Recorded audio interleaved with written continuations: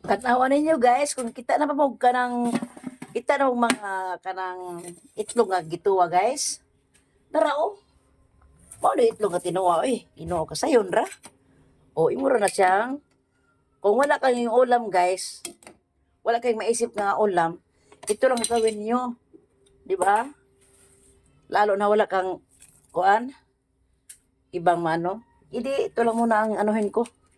Ginagawa ko. Itong bata pa ko. Edad ko ganang mga 35 siguro. Bata pa ko ato ha.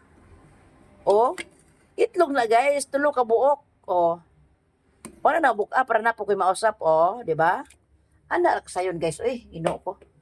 Tapos, butangan mo kamunggay. Para, kung ano, kamunggay di ba? Ayan na siya guys, may malunggay na.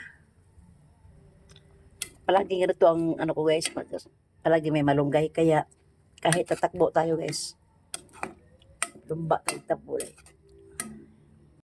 At mauna na ang resulta guys. Maura yung vitamins, kining kamunggay. Mani makapalit ko sa lawas guys, sa atong kinabuhi. Bisa paglumba tag dagan lagi, sukol ko. Diba? Lunggay na diba? Nara. Ulam na. Og karon guys, naluto na ang atong sudan guys.